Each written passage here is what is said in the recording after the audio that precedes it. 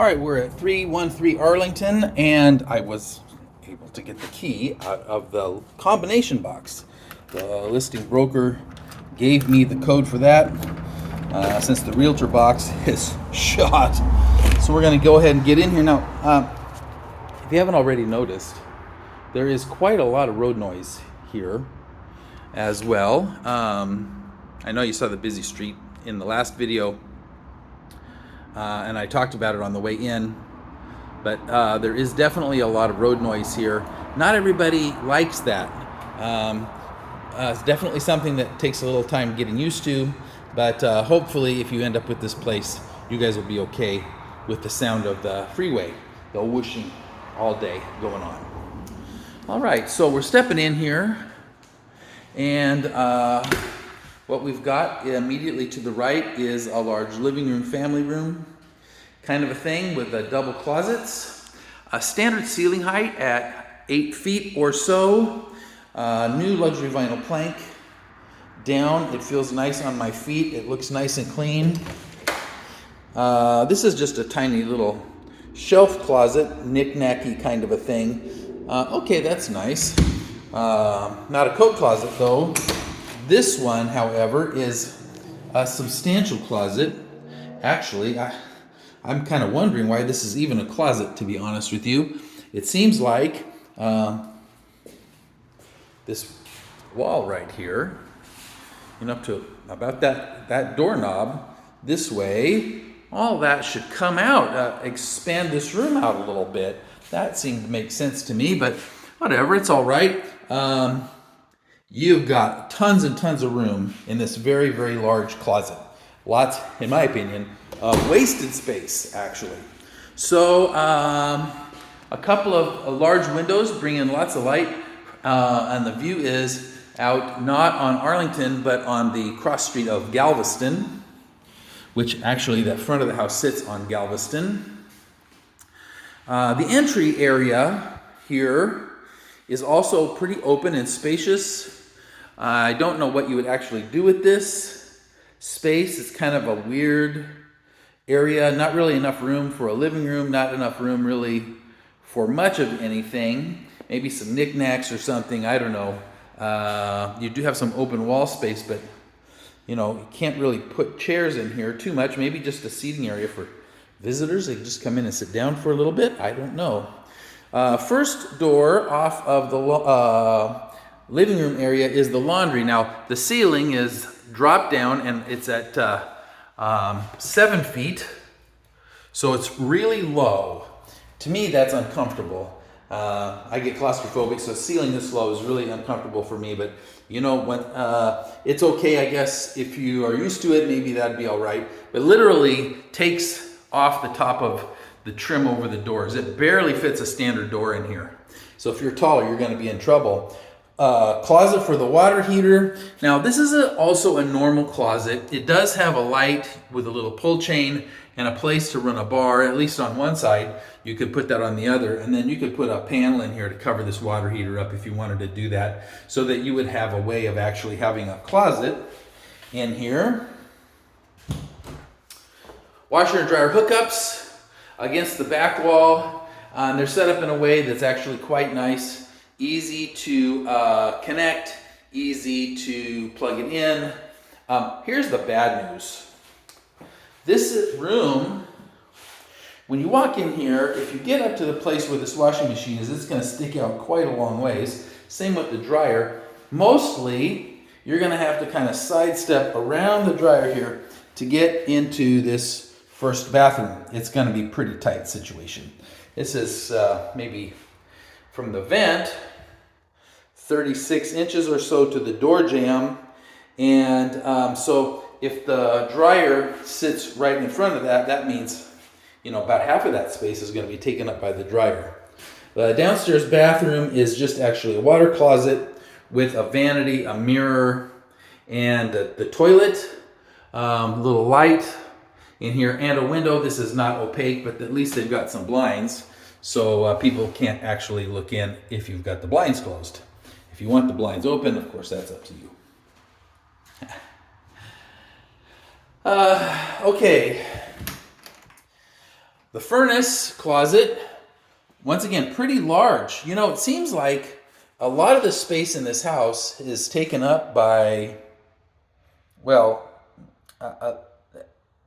stuff that really doesn't seem like it should take up that much space. Where it looks like we're losing a lot of space. But okay, it makes it easy to work in here if you need to. Looks like they put a new filter in there for you. The furnace actually looks to be in good shape, although it does not appear to be that new. It doesn't appear to be ancient either. I'm looking here to see if I can see a day of manufacture on it. Sometimes it will be on this label here.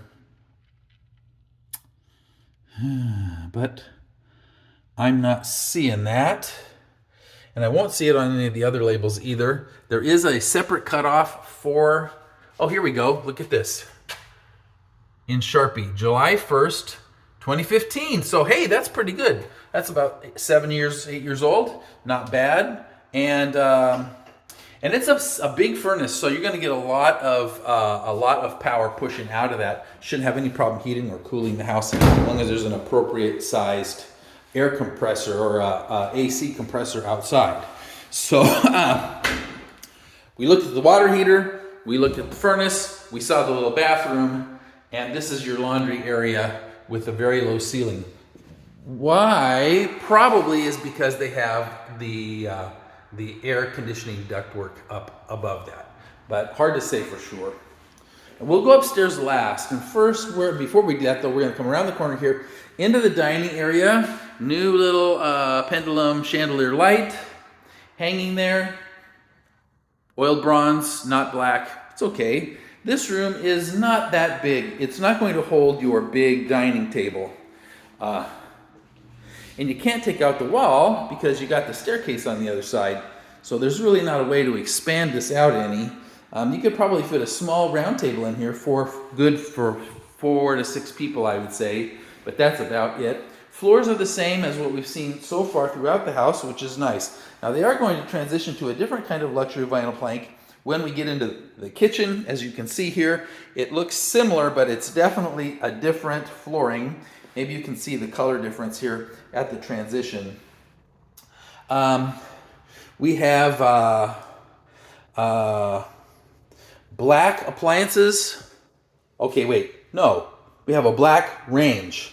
Older sensor technology on this means that the burner doesn't come on unless there's something sitting on it. It's actually like a switch. Okay. Dishwasher, or not the dishwasher, the microwave is a LG stainless. And, it's the normal LG stainless. It's nice. It has a vent underneath, probably. Yep, it does. And the light, I'm not sure what that is. Maybe it has something to do with this. Hard to say.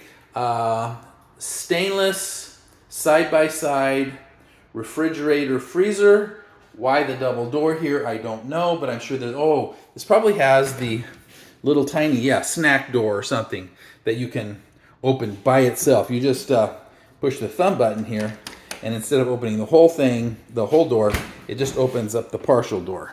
So it looks pretty clean. The snack area, or whatever you want to call it, may need a little work, but could be worse, I guess. This is not granite. This is a Formica countertop. You just get the pieces of this at Home Depot or Lowe's with the drop-in stainless sink. This sink is the lower priced sink. It's not very deep, maybe 8 inches deep. I wish it was deeper, but what can you do about that? The cabinets have been painted and some new handles put on, but actually they put the handles on and then they painted, which is sad because, you get a lot of paint on your handles. Why you didn't take the handles off first? Couldn't say. This is definitely painted. In fact, it kind of looks to me like it could use a second coat. Boxes inside look okay. They at least painted the backs of the doors too with some kind of a flat. Now that's another thing. They used a flat white paint on this. And flat white picks up every little smudge stain and speck that you will possibly ever could get on it. All right, so we have this door here. It looks like a back door. And it is. This is, okay, so we came up alongside this door when we did a walk around through the house there. And this is the little walkway that goes out to the Galveston front lawn area. The deadbolt was not locked. I'll just take care of that right now.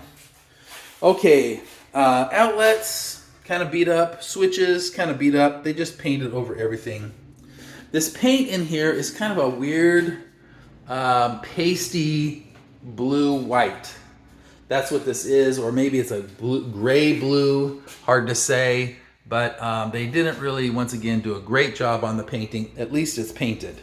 The floors are in good shape. So that's the downstairs. We saw the kitchen, dining room, living room, entryway, laundry facility, and the downstairs bedroom. Now we're going to just head up real quick and we can wrap this place up and move on to the next. So we got plank floors and wood stairs up the staircase. Has a small landing about halfway up. A different kind of luxury vinyl plank when we get to the top though. More brown, probably so it more matches the staircase. I don't know why they would do that. She's the same everywhere. And the landing at the top, you've got a nice open area up here. You know, you could throw down a little TV, a couple of chairs just for an upper area sit down area, which is nice. The bathroom upstairs, tiled floors, although we've got one odd tile, I don't know why. And the grout lines don't look clean. Makes me concerned. Subway tiles along the back, but these look painted. So these subway tiles have been painted. There is a new vanity. A new medicine cabinet. And a new little pedestal light up there. But the rest of this, maybe a new faucet. The rest of this is original. The original vanity, the original countertop, which they painted this as well to hide some damage from the Formica had been beat up pretty hard. They might have even painted in the sink. Looking at the ring around this, the way this is, that's the way it goes. So we've got, they painted the tub, and you can tell because look at this. Yeah. All right, so the tub has been painted. All of the subway tiles around the tub have been painted. I don't know if the entire tub has been painted, but at least some of it has. They did a good job, though, of keeping it off of the chrome. Oh, wait, maybe they didn't. No, it looks like they didn't do a good job. They tried to keep the paint off, but I think they failed. That's still the original or the previous owner's shower head. They didn't replace that. There was a clothesline for hanging clothes up here once upon a time. There's the end for it. And anyway, so that's the bathroom. It's not that big. You know, there is enough room in the tub. You can sit down on the toilet and not bang your knees, so that's something anyway. There is some light coming in from the window. Once again, though, it's not opaque, so you have to keep the blinds closed or you're going to have people, you know, enjoying a show. Since we're going down this way, we're going to head into what appears to be the master bedroom. Now, the ceilings in the master, and also I should note that the ceilings in this whole thing are mostly 8 feet or close to it. I'd say maybe a little less than that, except, of course, where the venting is. That's what we've got. This long strip here is just the vent in the ceiling, and they've just got some kind of sheetrock or something over the top, or maybe I don't know, maybe it's just painted and textured. But we'll get to those other bedrooms down there in just a moment. Let's go ahead and hit the master. The master bedroom is a really nice size, maybe I would say 25 feet by 18 feet with double closets or triple closets. There's this weird little linen closet here at the end, and there's two other closets. This one is maybe 48 inches by 18 inches deep with an upper shelf and a bar. Then we go over a little bit and we've got its exact match right next to it. Both of these have double doors. They're not the sliding doors, they're actually hinged doors. And then, and then the weird little linen closet thing that's here beside them. So lots and lots of closet space there. Then we come over here and we've got a walk-in closet to go along with it. The light is a pull chain light. That means you have to actually go in and pull the chain to turn the light on. Right now it's not working. Probably a bad bulb. It's not very big. This is maybe 36 inches across. This door is like a 22-inch or maybe a 20-inch door. Pretty tiny. They had to build out to get the bar out far enough that your clothes wouldn't bang on the wall. And the shelf is really tiny. I'd say maybe 12 inches of shelf, but it's long, so that's good. Good place for shoes, unless you've got big feet. The master bath. Okay, so this is the last bathroom in the house, and tiled floors with no grout lines. I don't like that because if you don't have grout, the floors aren't sealed, and that means you get water down in there, and that could be a problem. Vanity with a built-in sink and double doors.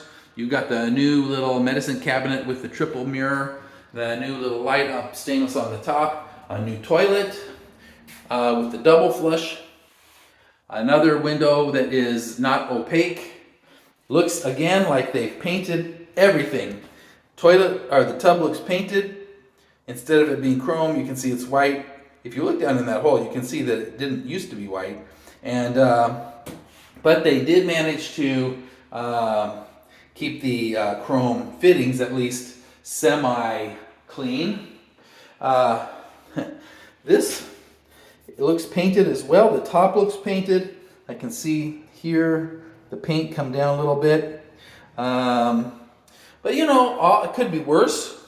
It's this same blue-gray, and they sprayed that on the ceiling too. The whole thing is that same color. Ceiling is not white, and maybe that doesn't bother you, but I like a white ceiling.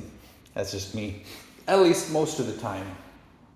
So that's the master. Once again, really nice and big. The master bath is the biggest bathroom of all. That doesn't say much. It's not huge, but you know, at least you've got some room in there.